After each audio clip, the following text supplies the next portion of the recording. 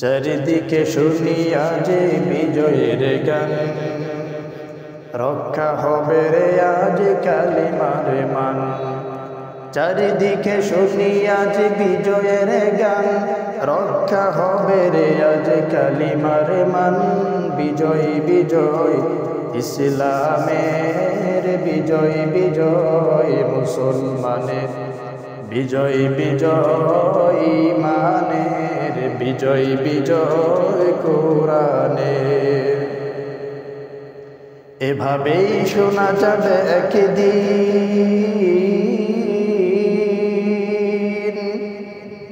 বিশ্ব আসনে মোরা সমাসীন, ঠিক কিনা বলেন?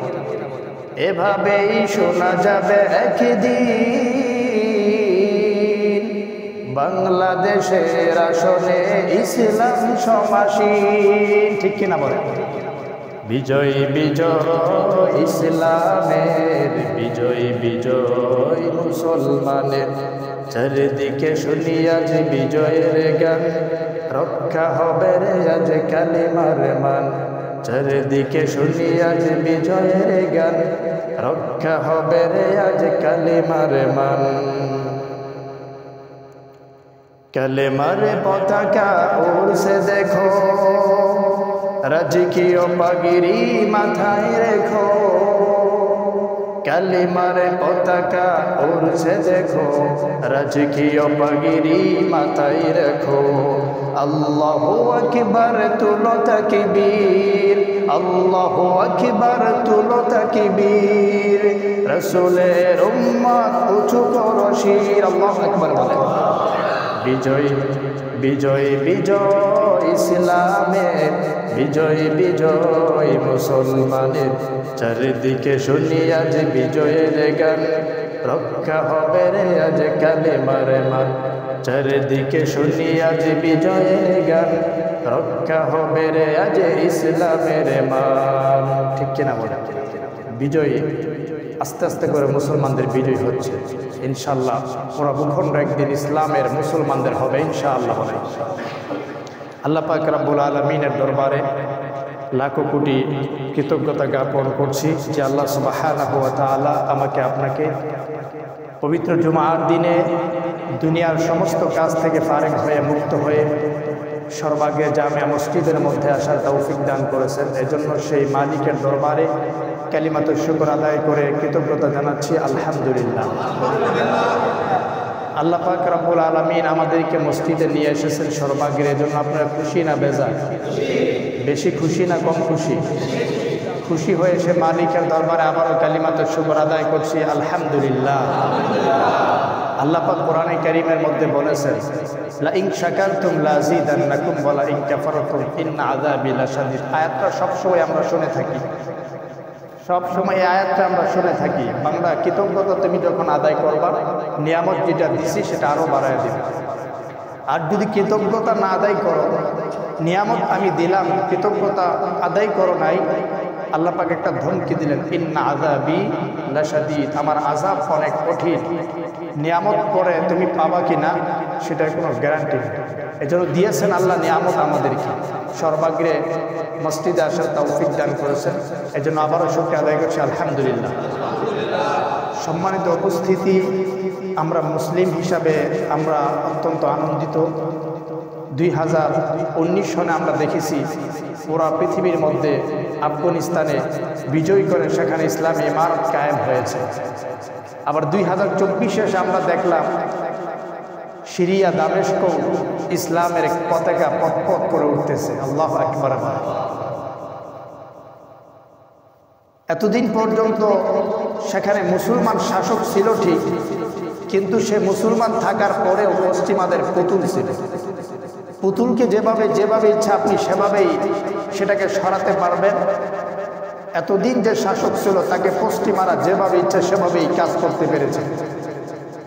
কিন্তু আল্লাহর মহিমা 2025-এ এসে বিশ্বনবী সাল্লাল্লাহু আলাইহি ওয়াসাল্লামের সেই ভবিষ্যৎবাণী এসে 2025-এ এসে সেখানে আবারও মুসলমানদের মুজাহিদদের বিজয় হয়েছে। আমরা আশাবাদী ইনশাআল্লাহ। যেভাবে 19 আফগান বিজয় দেখেছি, 19 আমরা আফগানকে বিজয় দেখেছি, 2024 এসে দামেস্ক বিজয় দেখলাম। এভাবে আমরা ইনশাআল্লাহ অচিরেই নির্যাতিত যেখানে মুসলমান ফিলিস্তিনকেও আমরা বিজয় দেখব ইনশাআল্লাহ। এভাবে এক এক করে একটা করে গোটা বিশ্বে আবারও ইসলামী রাজ্য মুসলমানদের খেলাফত আবারও কায়েম হবে ইনশাআল্লাহ। আল্লাহ পাক রব্বুল আলামিন বলেছেন, তোমরা যদি মুমিন হতে পারো, মুমিনের মতো মুমিন যদি তোমরা হতে পারো, ঈমানওয়ালা যদি তোমরা হতে পারো, তাহলে রাজত্বর অধিকারী কোনো অমুসলিম পৃথিবীতে থাকবে না। কিন্তু আমরা মুমিন হতে পারি নাই, আমরা ইসলাম আনতে পারি নাই, পরিপূর্ণ মুমিন আমরা হতে পারি নাই। বিদায় আজ আমরা লাঞ্ছিত, অবহেলিত, রাজত্ব আমাদের হাত ছাড়া। এই খেলাফত খলিফা তো আল্লাহ পাক মুমিনদেরকে দিয়েছেন। ওয়াইদ ক্বালা রাব্বুকা লিল মালাইকাতি ইন্নী জাইলুন ফিল আরদি খলিফা। খলিফা আল্লাহ কোনো অমুসলিমদেরকে বানায় নাই, প্রতিনিধিত্ব আল্লাহর করবে একমাত্র মুমিন। কিন্তু আজ মুমিনরা প্রতিনিধিত্ব করতে পারতেছে না। প্রায় বিশ্বের মধ্যে 10টা পরাশক্তি, 10টা রাষ্ট্র এমন আছে মুসলমানদের যাদের সামরিক শক্তি অনেক বেশি, তারা সুপার পাওয়ারদের সাথে যুদ্ধ করার অধিকার সক্ষমতা রাখে, তারপরেও পারতেছে না। কারণ মুমিন হতে পারি না আমরা। খাঁটি মুমিন যদি হতে পারি, যেভাবে রাসূলের যুগে তাবুকের যুদ্ধে মাত্র 30,000 সৈনিক, তৎকালীন সবচাইতে বড় পরাশক্তি ফ্রান্স সবচাইতে বড় পরাশক্তির বিরুদ্ধে যুদ্ধ করেছে। যুদ্ধ করতে হয় নাই, তাদের আশা দেখেই তারা ভয়ে আতঙ্কিত হয়ে পালিয়ে তারা রাজত্ব ছেড়ে দিতে বাধ্য হয়েছে। ঠিক তেমনি ভাবে আজকে যদি আমরাও মুমিন হতে পারি, আমাদের ভয়, আমাদের রহমত অমুসলিমদের অন্তরে আল্লাহ পাক ঢুকায় দিবে। যুদ্ধ করতে হবে না, এমনিই ওদের কাঁপাকাঁপি শুরু হয়ে যাবে। ঠিক কিনা বলে? এই সিরিয়া, শাম, দামেস্ক সম্পর্কে আল্লাহ নবীর অনেকগুলো ভবিষ্যৎবাণী আছে। 2024 এসে একটা ভবিষ্যৎবাণী আমরা মিল পেলাম। অনেকগুলো আল্লাহ নবী ভবিষ্যৎবাণী করে গিয়েছেন এই শাম, সিরিয়া, দামেস্ক সম্পর্কে। আল্লাহ নবী হযরত আব্দুল্লাহ ইবনে ওমর থেকে বর্ণিত, আল্লাহ নবী শামের জন্য, ইয়ামানের জন্য দোয়া করেছেন। আল্লাহ নবী বলেন, আল্লাহুম্মা বারিকনা ফি শামিনা ওয়া ফি ইয়ামানিনা। আল্লাহ তুমি শাম এবং ইয়ামানের মধ্যে বরকত দাও। উপস্থিত লোকেরা বলল, ইয়া রাসূলুল্লাহ, আমাদের নজদের জন্য একটু দোয়া চান না, বরকতের দোয়া করেন। আল্লাহ নবী আবার এই শাম এবং বললেন, আল্লাহুম্মা বারিকনা ফি শামিনা ওয়া ফি ইয়ামানিনা। নজদের জন্য আর দোয়া তিনি করলেন না। বললেন, নজদ হলো সেখানে বিশৃঙ্খলা সৃষ্টি হবে, সেখানে ফিতনা ফাসাদ হবে, সেখানে মারামারি হবে, কাটাকাটি হবে, শয়তানের শিং সেখান থেকে বের হবে। আল্লাহ নবী বললেন, নজদ বর্তমান অনেকের রায় সেটা হলো বর্তমানে ইরাকের একটা জায়গা নজদ বলা হয়, সেখান থেকে ফিতনা ফাসাদ উদ্ভব হবে। আর শান্তির জায়গা হবে সিরিয়া। রাসূল বলেন, এই শাম যেখানে অবস্থিত বর্তমান সিরিয়া, সেখানেই হাসরের ময়দানও কায়েম হবে। এই শাম যেখানে অবস্থিত, ফেরেশতারা নিজের ডানাকে দেশে ছড়িয়ে দেন, বিছিয়ে রাখেন। শাম ও তার অধিবাসীদের দায়িত্ব আল্লাহ পাক নিজেই নিয়েছেন। রাসূল হাদিসের মধ্যে সবগুলো প্রায় 11টা কথা রাসূল এই শাম এবং সিরিয়া সম্পর্কে বলেছেন। রাসূল বলেন, কোরআন ও ইসলামের ঘাঁটি হবে শাম, আল্লাহর সাহায্যপ্রাপ্ত দল সর্বাবস্থায় শামেই থাকবে। রাসূল বলেন, লা তাযালু তাইফাতুম মিন উম্মতি মানসুরিনা আলাল হাক্কি লা ইয়াদুররুহুম মান খাযালাহুম হাত্তা ইয়াতি আমরুল্লাহ। কিয়ামত পর্যন্ত একটা দল থাকবে যারা ইসলামের উপর থাকবে, যারা সব সময় মুসলমানদের পক্ষ হয়ে আল্লাহ আলায়ে কালিমাতুল্লাহর জন্য যুদ্ধ জিহাদে লিপ্ত হবে। কোনো ব্যক্তির লাঞ্ছনা, অপমান এদেরকে যুদ্ধ থেকে বিরত রাখতে পারবে না। সেই দলটাও হবে, রাসূল বলেন, মুফাসসিরিনে কেরাম, মুহাদ্দিসিনে কেরাম হাদিসের ব্যাখ্যায় বলেন, এই দলটাও হবে শাম দেশের মধ্যে। আল্লাহ নবী বলেন, শামে অবস্থানের জন্য নবীজি ওসিয়ত করেছেন যে শামে অবস্থান করবে। শেষ জামানায় সর্বোত্তম আবাসভূমি শাম। রাসূল বলেছেন, কিয়ামতের পূর্বে হযরত ঈসা আলাইহিস সালাতু ওয়াস সালামকে আবার দুনিয়াতে আল্লাহ প্রেরণ করবেন, অবতরণ করবেন আসমান থেকে। তাকে অবতরণ করবেন শাম, দামেস্কের মধ্যে, সাদা মিনারের মধ্যে আল্লাহ পাক তাকে ফেরেশতাদের মাধ্যমে রেখে যাবেন। সেটাও হবে সিরিয়া, শামের মধ্যে, যেটা কিছুদিন আগে মুসলমানদের দখলে আবার আসলো।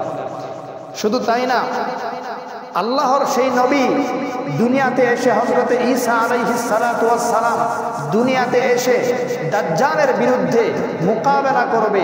এই শাম দেশে থেকেই তিনি মোকাবেলা শুরু করবেন এবং আল্লাহ পাক বলেন কিয়ামতের পূর্বে শাম হবে নিরাপদ এবং ফিতনা মুক্ত এবং মুমিন মুসলমানদের ঘাঁটিতে পরিণত হবে। আল্লাহু আকবার বলেন। কতগুলো কথা রাসূলুল্লাহ সাল্লাল্লাহু আলাইহি ওয়াসাল্লাম এই শাম সিরিয়া সম্পর্কে বলেছে। আজকে সেই শাম সিরিয়া মুসলমানদের অধিকার আসছে। ইনশাআল্লাহ আমরা যদি মুমিনের মতো মুমিন হতে পারি, আমরা মসজিদে যেমন মুমিন হয়ে আসি, মসজিদ থেকে বের হয়ে আমাদের সবগুলো ক্ষেত্রেই আমাদের পোশাক আশাক আমাদের সবগুলো অনুষ্ঠান বলেন আমাদের সব জায়গায় যদি আমরা মুমিনত্ব মুসলমানিত্ব ঠিক রাখতে পারি, আপনারা যদি রাখতে পারেন ইনশাআল্লাহ ইনশাআল্লাহ মুমিনদেরকে রুখে দেওয়ার সাধ্য পৃথিবীর কোনো শক্তির হতে পারে না। শুধু মুমিন যদি আপনারা হতে পারেন, মুমিন যদি আমরা হতে পারি। আমরা তো মুমিন, মসজিদে আসলে নামাজ পড়ি, আবার নামাজের বাহিরে যে অন্যের সমালোচনাও করি, পরনিন্দাও করি। মসজিদে নামাজ পড়ি, মসজিদ থেকে বাহিরে যে আবার ইসলাম বিরোধী কাজেও লিপ্ত হয়। একই মঞ্চে আমরা ওয়াজের মঞ্চেও উঠতেছি, আবার এই লোকগুলোই আবার নাটকের মঞ্চে ড্যান্স এবং কনসার্টের মঞ্চেও যাইতেছে, ঠিক কিনা বলেন? এই হলো আমাদের মুমিনের অবস্থা। এই জন্য আমরা পরাজিত। আল্লাহ পাক সকলকে খাঁটি মুমিন হওয়ার তৌফিক দেন, আমিন বলেন। সেজন্য আজকে বলবো আপনাদেরকে, খাঁটি মুমিন হতে হলে ঈমানওয়ালা হতে হবে, ঠিক কিনা বলেন? ঈমানওয়ালা হতে হবে, খাঁটি মুমিন হতে হলে। ঈমান যদি চলে যায় তাহলে কি আমরা মুমিন হতে পারবো? আজকে এই কাজগুলি আপনাদেরকে বলবো। আমরা ঈমান কি করে আমরা ঈমান হারা হয়ে যাই, ঈমান ভঙ্গ হওয়ারও কারণ আছে। আমরা অনেকেই ছোটকালে নামাজ ভঙ্গের কারণ পড়েছি, ঠিক কিনা বলে? অজু ভঙ্গের কারণ পড়েছি। নামাজ পড়তে গেলে যদি অসুবিধা হয়ে যায়, একটু ভুল হয়ে যায়, পরক্ষণে এসে হুজুরের কাছে আমরা জিজ্ঞেস করি, হুজুর নামাজটা এমন হয়ে গেল, এখন বিধান কি? কিন্তু আজও পর্যন্ত একজনকেও পেলাম না যে জিজ্ঞেস করে, হুজুর এমন অবস্থা তো হইল, আমার ঈমানটা আছে কি নাই? একজনকেও পেলাম না। ঈমানটা আছে না নাই? ঈমান নিয়ে আমাদের কোনো টেনশন নাই, কিন্তু নামাজ নিয়ে টেনশন আছে। হ্যাঁ, নামাজ নিয়েও টেনশন করতে হবে, ইসলামের সবচেয়ে বড় রুকুন। কিন্তু ঈমানটা আগে, নামাজটা ঈমানের পরেই হচ্ছে নামাজ। আমরা ঈমান নিয়ে কোনো টেনশনই, কোনো মাথা ব্যথায় আমাদের নাই। কখন আসে কখন যায়, থাকলে থাকুক আর না থাকলে না থাকুক, কোনো টেনশনও নাই। মনে করবেন শূন্য যদি আপনি খাতার মধ্যে বসাতে থাকেন, থাকতে থাকতে পুরো খাতাটাই শেষ করে ফেলেন, সেই শূন্যর কি কোনো দাম আছে? কথা বলেন। যদি সংখ্যা না দেওয়া হয়, শুধুই শূন্য দেন, সেই শূন্যর কোনোই দাম নাই, ঠিক কিনা বলেন? আর যদি একটা সংখ্যা আগে বসিয়ে নেন, তারপর যতই একটা করে শূন্য বাড়াবেন, এটার মান আরো মর্যাদা আরো বাড়তে থাকবে, ঠিক কিনা বলেন? ঠিক তেমনি ভাবে মুমিন, ঈমান হলো সেই সংখ্যাটার মতো। ঈমান যদি আপনার হয়ে যায়, ঈমান যদি আপনার ভেঙ্গে না যায়, ঠিক থাকে, তাহলে যতই আমল করেন, যতই নামাজ পড়েন, যতই সাদাকা করেন, যতই যাকাত করেন, হজ করেন, ভালো কাজ করেন, প্রত্যেকটাই আপনার মর্যাদা, আপনার সওয়াব বাড়তে থাকবে। আর যদি সংখ্যাই না থাকে, শুধু শূন্য থাকে, ঈমানই না থাকে, যত নামাজ আর যত রোজা, যতই ভালো কাজ করেন, কোনো সওয়াব আপনার আমলনামায় হবে না। এজন্য ঈমানটা অত্যন্ত গুরুত্বপূর্ণ।